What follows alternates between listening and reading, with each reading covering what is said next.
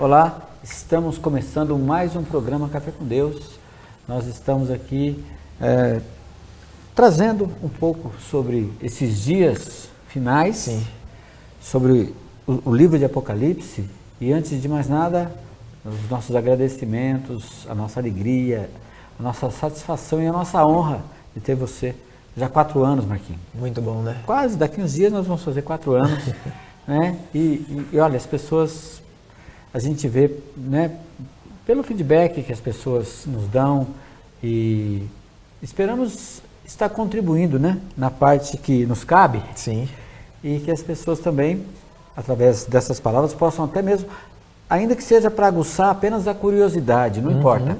Né? Nós temos falado, ontem nós falamos com relação a algumas igrejas, nós estamos falando, e se você quiser, você procura na enciclopédia Barça, né, sobre Constantino e o Imperador Constantino, e você vai ver ali muitas coisas, e dali surgiu o embrião de muitas religiões, tá? Sim. Bom, agora nós vamos falar sobre a igreja em Filadélfia. Filadélfia significa amor fraternal. Amor fraternal. Vamos dizer assim, essa é a condição que nós devemos alcançar, Sim. buscar alcançar. Sim. É fácil? Não é fácil. Mas nós precisamos ter esse coração, Sim. de buscar esse momento e buscar esse estado de ser, né? Sim, Ser o estado de Filadélfia. Muito bom. Aqui no versículo 7, inicia, ao anjo da igreja de Filadélfia escreve: Estas coisas diz o santo, o verdadeiro, aquele que tem a chave de Davi, que abre e ninguém fechará, e fecha, ninguém abrirá. Né? Davi, um rei segundo o coração de Deus. Amém. Então aqui nós vemos uma igreja totalmente alinhada com o reino, né? Aí no versículo 8, conheço as tuas obras, eis que tem posto diante de ti uma porta aberta, a qual ninguém pode fechar. Amém. E que tendes pouca força, entretanto guardaste a minha palavra e não negaste meu nome. Uma característica, Enio, da igreja em Filadélfia é pouca força. Sim. Pouca força. E isso pode ser um pouco contraditório com os nossos paradigmas, com estereótipos de como deve ser uma igreja boa. Muita gente acha que não pode, tem que ter muita força. Mas, no entanto, aqui nós vemos Filadélfia, uma igreja que tem pouca força, que guarda a palavra e não nega o nome. Amém. Olha, acho que o nosso desejo para nós e para todos os filhos de Deus é que nós possamos alcançar esse estado. Esse padrão, né? Esse padrão de primeiro amor. Amém. E olha, nós queremos dizer aqui para você que nós não precisamos de muita coisa para estar em Filadélfia. Jesus, ele foi o nosso precursor de Filadélfia, ou seja, do primeiro amor. Ele nos ensinou como estar em Filadélfia. O apóstolo Paulo fala em Filipenses: tende em vós também o mesmo sentimento que houve em Jesus Cristo.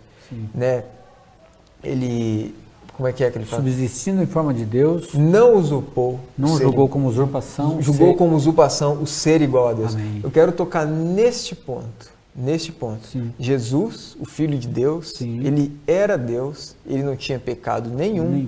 Ele tinha poder sobre todas as coisas, né? Mas pelo que Deus lhe propôs de vir em carne, ele não usurpou o ser igual a Deus, embora ele fosse Deus.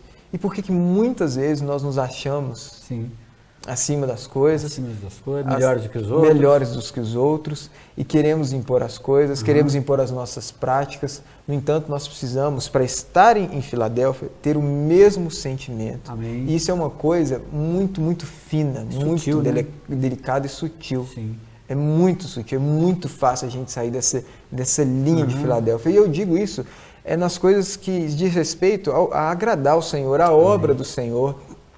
A gente tem que tomar muito cuidado para nós não fazermos coisas de nós mesmos. Né? Jesus nunca fez nada do que ele achava, ele sempre consultava o Pai. Amém. Sempre consultava o Pai. Né? Aí, né, como você disse aqui, tens pouca força.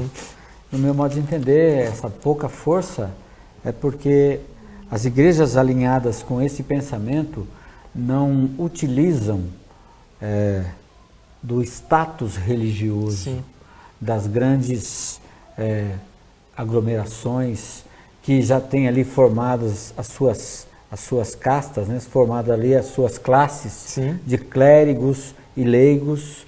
Né? Em Filadélfia, todos são irmãos. Todos são irmãos. Né? A igreja em Filadélfia é a igreja do amor fraternal, Sim. a igreja do amor entre os irmãos. O amor fraternal, Né? Fraternidade é o amor entre os irmãos. Então, em Filadélfia, historicamente, Filadélfia foi mais ou menos o final do ano 1800, início Sim. do ano 1900, mais ou menos ali, e eles viveram esse amor fraternal. Sim. Ali havia muitos mestres, ali havia muitos apóstolos, havia muitos profetas, havia também ali muitos pastores, porém não havia títulos.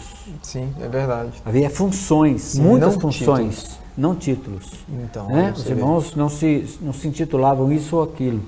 Mas infelizmente também houve nesse momento um sonho dourado, e esse sonho dourado também, de certa maneira, se desvaneceu. Né? Ele diz assim, eis farei que alguns dos que são da sinagoga de Satanás, esses que se a si mesmos se declaram judeus e não são, mas mentem, esses que os farei vir, prostrar-se aos teus pés e conhecer que eu te amei. Uma coisa importante, por isso nós temos que alcançar, buscar esse coração nesse momento de fechar as cortinas. Porque guardasse a palavra da minha perseverança, também eu te guardarei da hora da aprovação que há de vir sobre o mundo inteiro para experimentar os que habitam sobre a terra. Essa hora da aprovação que haverá de vir sobre o mundo inteiro, meu amigo, minha amiga, para provar os que habitam sobre a terra, é a grande tribulação. O que na Bíblia chama-se grande tribulação, 1260 dias, um tempo, tempos e metade de um tempo, 3 anos e meio, 42 meses, tudo isso nós estamos falando da mesma coisa. Os últimos 3 anos e meio desta era chamada Era da Igreja, tá? Essa era chamada a Era da Graça. Sim. Então, nesse momento, né, nós temos que avançar e buscar por todos os meios sair desse momento da hora da aprovação. Como? Vencendo o presente momento, Sim. vencendo a presente era. Né? Aí ele diz assim, ó, venho sem demora, conserva o que tens, para que ninguém tome a tua coroa. Né? Por quê? Ninguém tome a tua coroa. Significa que há uma possibilidade de nós, se nós formos Filadélfia e estivermos com o coração alinhado em Filadélfia, temos a possibilidade de perder essa coroa. Sim, sim. Né? Qual é essa coroa? Essa coroa é a coroa da vida. A mesma coroa que foi dada para Esmirna. Né? Aquela igreja dos sofrimentos também herdou a coroa da vida. E aqui essa coroa, temos que tomar cuidado para não... Né? Perder essa coroa. O que significa isso? Quem é que pode nos fazer perder a coroa se nós estivermos com o coração alinhado em Filadélfia? Aquilo que vai acontecer com a igreja em Laodiceia. Né? O orgulho. Quando começa a entrar o orgulho, não, eu conheço muito a palavra, eu conheço tudo, eu sou dono da verdade, se você pensa diferente de mim, eu me divido de você. Né? Se eu penso diferente de você, eu quero estar separado de você, porque o seu modo de pensar, a sua maneira de agir não condiz com o que eu quero. Né? Então, facilmente nós criamos várias divisões. Sim. Né? E nós vemos isso, infelizmente, principalmente depois de Sardes, nós vemos divisões em cima de divisões, sobre divisões. Tá? Veja bem, meu amigo, minha amiga, nós estamos aqui separando o que é a igreja de fato das organizações. Né? Que as organizações, na verdade, muitas vezes, elas não têm nada a ver, depois da deterioração é tão grande que ela não tem nada a ver mais com o povo de Deus. É verdade. O povo de Deus está alinhado numa direção e as organizações e aqueles que se vestem daquela estrutura organizacional estão alinhados em outra direção, né? Estão perdendo cada dia. Muitas vezes são salvos, mas naquele dia vão chegar diante do Senhor. Senhor, em teu nome fizemos isso, Senhor, em teu nome fizemos aquilo. Né? O Senhor falou, apartai-vos de mim. Nós falamos programas anteriores, semana passada, essa semana, no início. Apartai-vos de mim, os que praticais iniquidade. Apartai-vos de mim, eu não vos conheço. Puxa, já pensou que decepção conosco mesmo naquele momento? E o Senhor falou aquilo para pessoas que aparentemente fizeram coisas pelo Senhor. Não, se você olhar aquele contexto, ele falou para líderes. Para líderes. São líderes ali.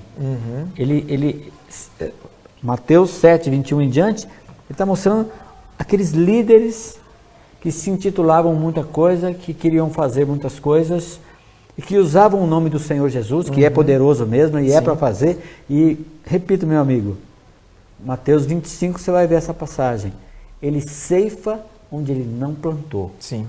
Então, se eu e você estivermos fazendo uma semeadura que ele não se agradar, assim mesmo ele vai trazer aqueles brotos que aparecerem, ele vai recolher para ele, que são dele, e nós, se fizermos algo que não agradou, vamos ter praticado iniquidade e vamos estar fora do reino dos céus. Nós vamos fazer um pequeno intervalo, daqui a pouco estaremos de volta.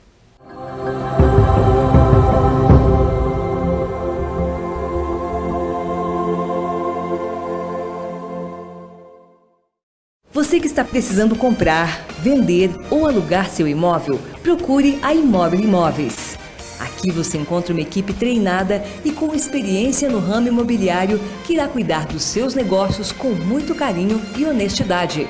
Venha tomar um cafezinho conosco. Será uma grande satisfação. Nosso escritório fica no coração da cidade, Rua São Paulo, bem ao lado da Caixa Econômica Federal.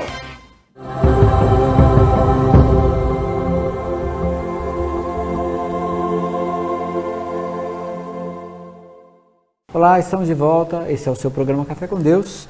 Nós estamos falando aqui um pouco sobre as igrejas profetizadas como sinais, no livro de Apocalipse. São 7 epístolas que, por um lado, foram lidas entre si. Bem-aventurado aqueles que leem e aqueles que ouvem as palavras dessa profecia, do livro de Apocalipse. Sim. E é interessante nós notarmos o seguinte, que em Éfeso, Esmirna e Pérgamo, o Senhor fala para João, primeiramente, quem tem ouvidos, ouça o que o Espírito diz às igrejas, depois ele traz toda a bênção delas. Para Tiatira, Sardes, Filadélfia e Laodiceia, ele fala primeiramente todas as bênçãos, depois diz, quem tem ouvidos, ouça o que o Espírito diz às igrejas. Isso, ao nosso modo de entender, de ver, significa o seguinte, que os 3 primeiros padrões de igreja, primitivos, vamos chamar assim, até mais ou menos o ano 300, são igrejas que não existem mais como o padrão, como um estado de ser do cristão. Sim. Agora, Tiatira, Sardes, Filadélfia e Laodiceia são igrejas remanescentes desde que surgiram até a vinda do Senhor, a sua segunda vinda, estarão não só como um modo de ser do cristão, mas também como organizações que estarão aqui, muitas delas organizações que estão indo cada vez para um caminho mais equivocado. Sim. Mas, conforme já dissemos várias vezes, o Senhor sabe bem desmisturar as coisas, Ele separa bem o povo, um povo seu, das organizações, daquelas coisas que são a aparência do reino, só tem aparência, mas não tem realidade. Sim. Então, por isso é que ele está chamando aqui vencedores. E a igreja em Laodiceia, Laodiceia significa lau, povo, e diceia, opinião. O conselho do povo. Opinião do povo, o conselho do povo. Ou seja, é isso que nós estamos vivendo nessa era de hoje, tem muito disso. Tem muito disso. Há pouca autoridade do Espírito nas muitas igrejas e há muita opinião. Opinião, chapa, voto, coisas que não estão na Bíblia. Meu Deus. Simplesmente não estão na Bíblia. Então, meu amigo, minha amiga, nós precisamos estar alertas a essas questões, Aí ele diz assim: ao anjo da igreja em Laodiceia escreve: essas coisas diz o Amém, a testemunha fiel e verdadeira, o princípio da criação de Deus. E veja que eu acho que não tem uma palavra que é mais usada em todas as igrejas que se chamam, se consideram restauração, que se consideram como dentro de Laodiceia, de Filadélfia, como essa palavra Amém. Para tudo, os reformadores, né, os restauradores, né, começam Amém, ou você fala alguma coisa, Amém. Que assim seja, né? esse Amém. Aí ele diz assim: eu sou o Amém. Sou o Amém. Né? A testemunha fiel e verdadeira. Então, é muito importante nós entendermos isso. Se o nosso coração, estamos caminhando para um coração em Filadélfia, mas no momento em que nós nos ensoberbecemos por aquilo que o Senhor nos deu, nós caímos de cara em Laodiceia. E Laodiceia, meu amigo, minha amiga, é terrível. O que eu acho mais difícil em Laodiceia, Marquinhos, sabe o que é? E nem sabes. Sim. E nem sabes que és infeliz, miserável, pobre, cego e nu. Que dureza, não? Que dureza, né? Não sabe. Por que não sabe? Porque não está olhando para si, está olhando para os outros. Olha, o orgulho, o sintoma, assim, o primeiro sintoma é de você começar a olhar o outro e não olhar você. Quando eu começo a olhar o outro, olhar o meu semelhante, meu irmão, falar por que ele faz aquilo, por que ele não faz aquilo, e ver defeitos, eu estou começando a entrar em Laodiceia. Eu estou olhando demais para o outro e não estou olhando para mim. Isso aqui é um sintoma forte da igreja em Laodiceia. E isso traz, no que fala o 15 aqui, traz aquela mornidão. Mornidão. Ele fala que não é frio nem quente, mas é morno. Ou seja, alguma coisa mediana, assim, ó. Mediana. Meu Deus. Assim, porque não é nem morno, né? Nem não é quente. Morno, nem quente, nem frio, estou a ponto de vomitar da minha boca. Meu Deus. Né? Aí diz assim, continua, né? Pois diz: estou rico e abastado. Preciso de coisa alguma. Não preciso de coisa alguma. E nem sabes que tu és infeliz, sim, miserável, pobre, cego e nu. Aí ele continua, né? Aconselho-te que de mim compres ouro refinado pelo fogo para te enriqueceres e vestiduras brancas para te vestires, a fim de que não seja manifesta a vergonha da tua nudez, e colírio para ungires os olhos, a fim de que vejas. A fim de que Aquilo que você disse, né? O que é esse colírio para os olhos, meu amigo? É a unção do Espírito que, se nós nos deixarmos levar pela unção do Espírito, nós tendemos a ser mais humildes. Nós tendemos a não ficar olhando para o outro, mas olhar para nós e falar: Senhor, miserável que eu sou, preciso da tua graça, preciso da tua misericórdia, e se alguma coisa brota do meu interior que lhe apraz, é tua graça, é a tua misericórdia e o teu querer, porque de mim mesmo não sai nada que sirva, né? E aí as vestiduras brancas, os atos de justiça dos santos. Né? Sim. Você quer falar um pouquinho sobre isso? Vou só voltar um pouco aqui no orgulho, só lembrando que a origem do orgulho nasceu no coração de Lúcifer, que depois se tornou Satanás. Sim. Ele foi o primeiro a ter orgulho. Primeirão. Foi o primeiro. Então, tudo que Satanás quer é que nós também façamos o que ele fez. Gente, é isso que Satanás quer. Sem dúvida. Ele quer que você se orgulhe. Ele quer que você se orgulhe das coisas espirituais. É disso que ele quer. Sabe, Anny, quando Satanás foi tentar Jesus no deserto, a única coisa que ele queria é que ele falasse assim: só fala que você é o Filho de Deus. Só fala isso. Só admite que você tem o poder. E nós, como eu já disse, né, nós queremos, em qualquer situação, a gente já quer falar, impor a nossa... Não, peraí, eu sou Filho de Deus. E hoje, infelizmente, no geral, há esse consenso. O Filho de Deus não pode passar por isso, não pode passar por aquilo. Foi o que Pedro disse. Não tem o apóstolo Pedro, não tem nada de extraordinário acontecendo. Se nos acontece alguma coisa, a gente acha que tem algo extraordinário nos acontecendo. O que está acontecendo de errado? E tudo isso vem do nosso orgulho. Amém, é verdade. E foi o que Jesus fez do início até o final. Ele negou totalmente o orgulho. Sim. Ele negou. E o orgulho vem das coisas que nós temos e sabemos. Sim. vem das coisas que nós temos e sabemos. Daí que vem o orgulho, né? Paulo até adverte, né? Mas se tens recebido, por que te orgulhas? Sim, Mas, por que te orgulhas? se você recebeu, você não tem de que se orgulhar. É verdade. Não é teu, não foi criado por você, mas você recebeu, não é? Assim como nós vemos, né? Os dons que foram dados, né?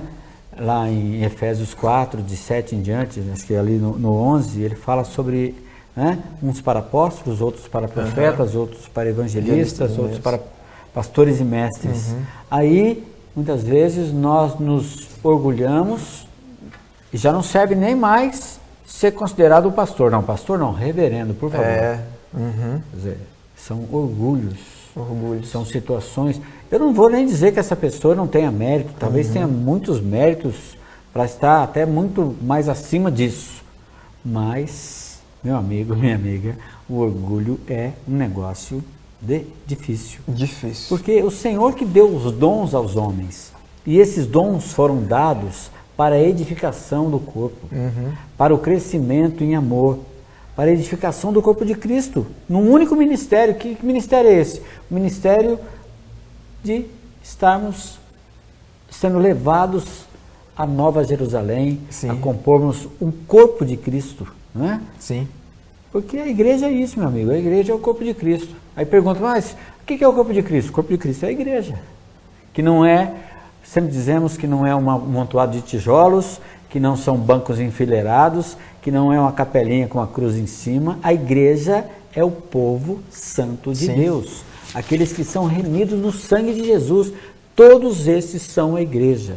E nós devemos, indistintamente de placa, de doutrina, de qualquer coisa nesse sentido, nós devemos pregar essa unidade, nós devemos apacentar, ajudar os conservos, e esperamos que esse programa, Marquinhos, possa estar levando isso aos nossos amados irmãos. Amém.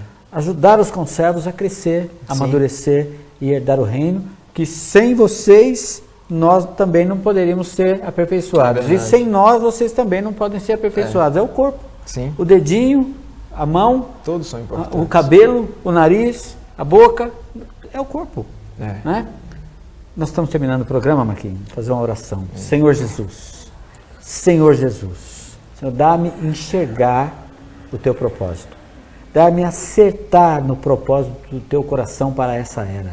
Senhor, eu quero vencer essa era juntamente com os irmãos. Senhor, eu sou um pecador, eu sei que eu sou um pecador, mas eu preciso do teu sangue e quero dar esse testemunho da verdade, em nome de Jesus. Fique na paz do Senhor e até amanhã.